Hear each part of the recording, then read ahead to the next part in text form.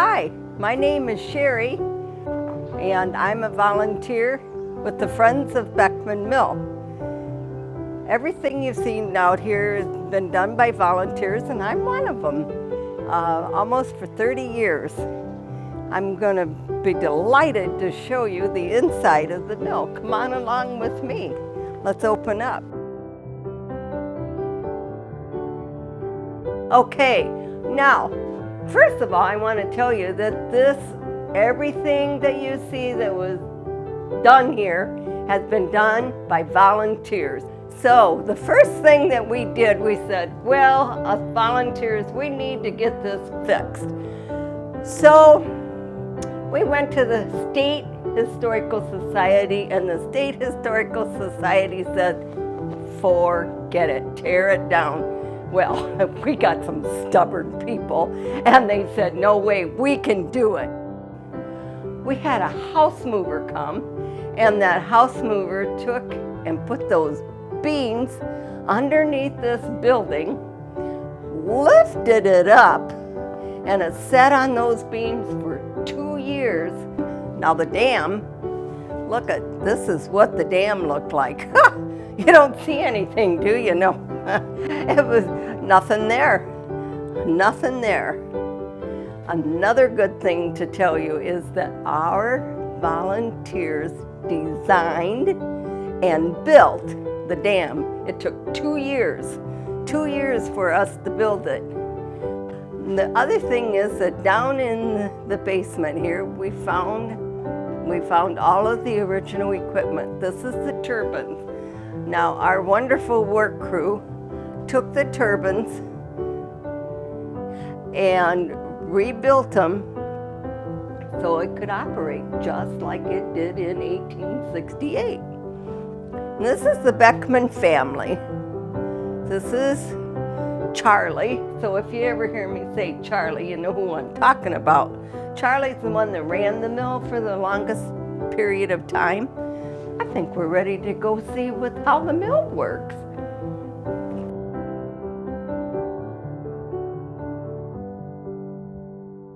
Good morning, my name is Dan. I'm a docent here at the Beckman Mill, and this is Kirby. He's also a docent, and we both work in the maintenance of the area, and we do all the maintenance in this. And Kirby's going to show you how to start the motor. There it goes. Now he's engaging the automatic feeding system.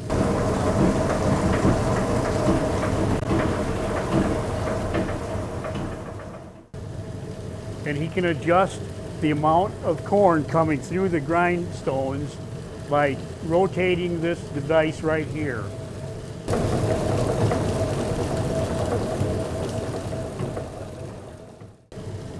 And then he has to manipulate the speed so it's just right for the type of grain we want to grind.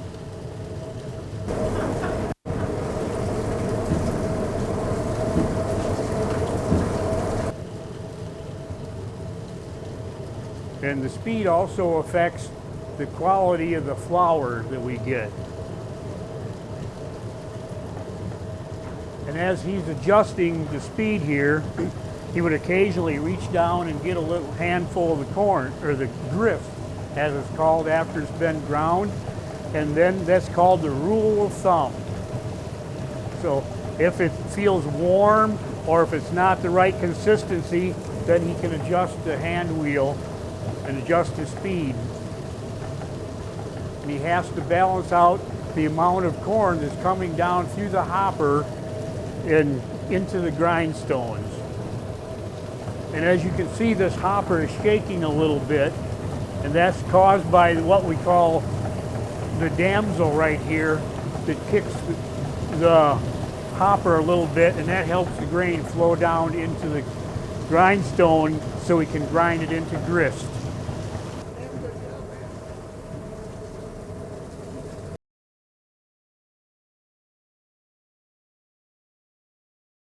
Okay, we are down into the basement.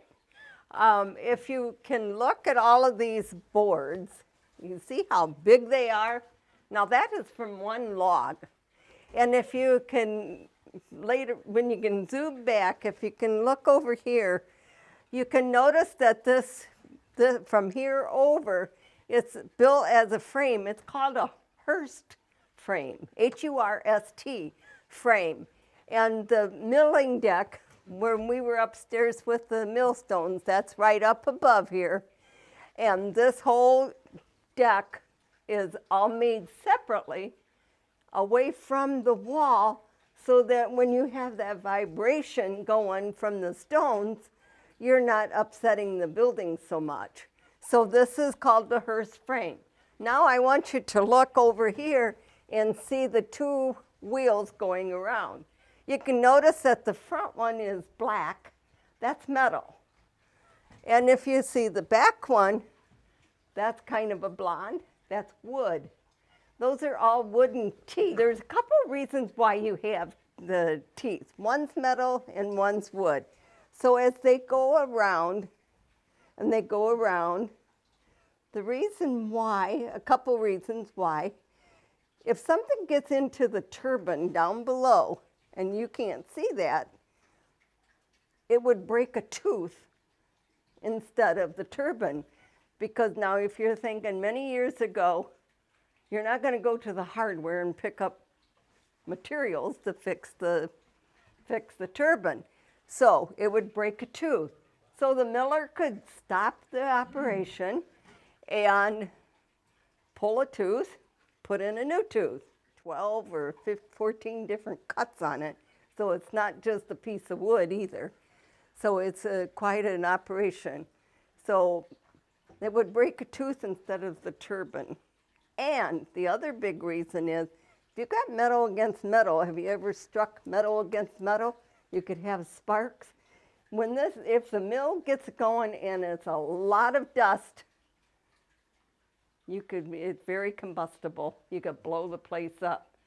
So, a couple of reasons for that. So remember that, the tooth, and you've got the Hurst. Okay, this engine here was used whenever there was low water in the dam. They could hook linkage directly to the line shaft that drives the turbines and use this engine to run the grindstones. They would not like to do that because this engine actually used kerosene, which they had to buy, and they would not want to do that if they could get free energy from the dam. So they use this very sparingly. Plus, it's very hard to change the speed of the grindstones because you would have to give it the rule of thumb up there, run down here and change the speed, run back up and check it again, and then if it was right, you're good. If it wasn't quite right, you would have to run back down here and adjust it a little bit and run back up there. So they really did not like using this engine unless they absolutely had to.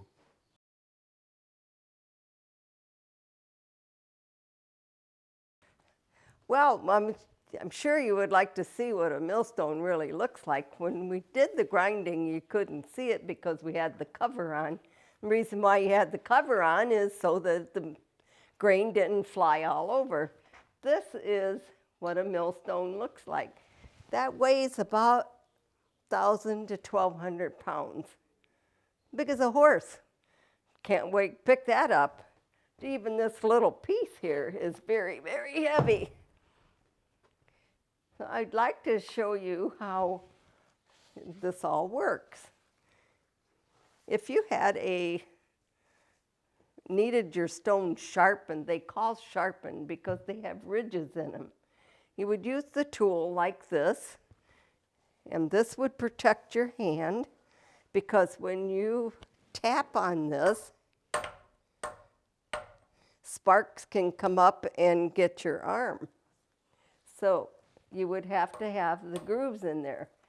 And I'm going to show you something that one of our members made that helps explain this just a little bit better.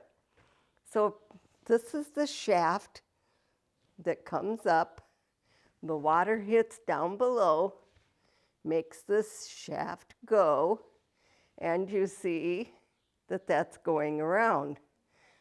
What you probably can't see from there is that this bottom stone, there's two stones here, this bottom stone stays put. He doesn't go anywhere. When that water comes, and turns, it turns just the top stone.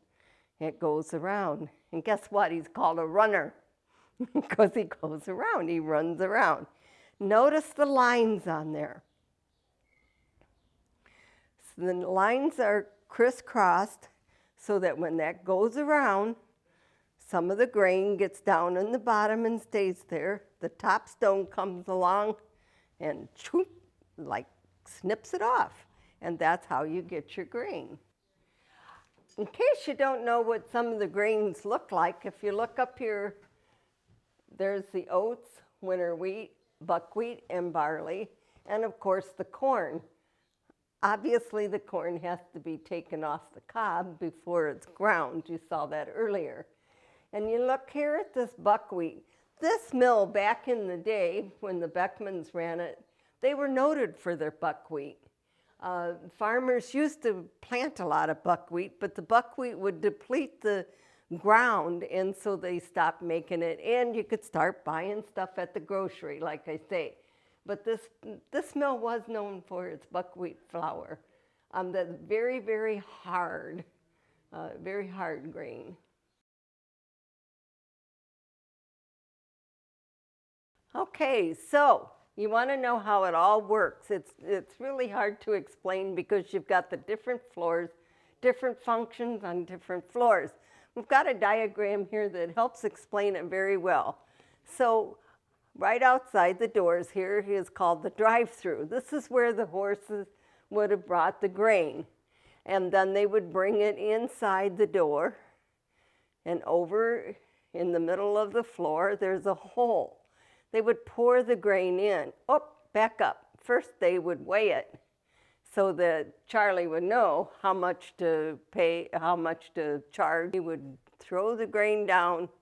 It would go down into the basement. It would go into a fanning mill. A fanning mill operates where it goes around and around, and the air will take away all the dirt and the shaft, the leaves, and blow it outside. And the grain is heavier, so then the grain would go to the bottom. And the grain then would go onto the elevator and go way up here and then get into a storage bin.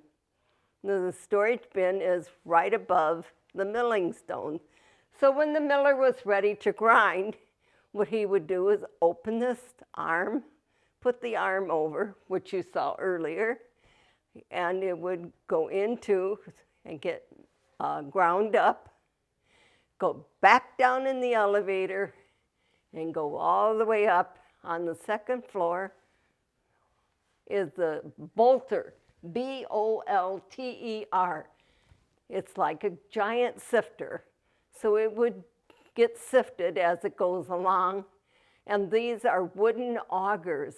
And it would auger down and come down and get bagged. So it makes quite a big trip. Okay, now I'm going to show you what an elevator is. You saw on the chart where they came in and threw the grain in.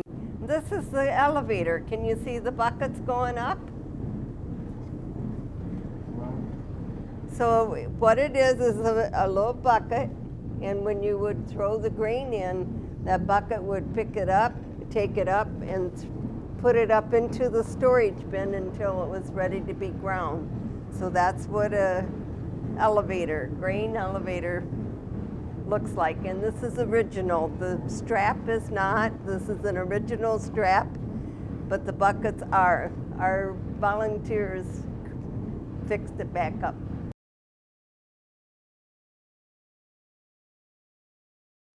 This turbine is not original to the mill. This was donated to us by another mill that was had been shut down for quite some time and was being demolished. And we were lucky enough to get this, and there's not enough of it left that we can actually build another turbine. So what we did, we set it up on this pedestal so we can describe how our mill works. This is almost identical to the turbines we have below the mill here. And the way this works is when the man turns the hand wheel up there, these gates here, all these blue gates are attached to linkage. and they all turn at the same time, and it opens up and allows the water to flow down through the turbine and out underneath the mill. And when this was turning, this would be connected to the drive shaft that actually drives the grindstones.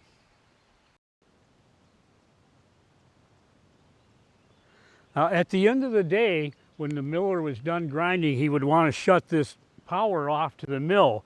And down here, there's a big wooden gate that slides up and down. So you come out and just crank this shut, and it shuts a lot easier than it opens. It takes both hands to open it.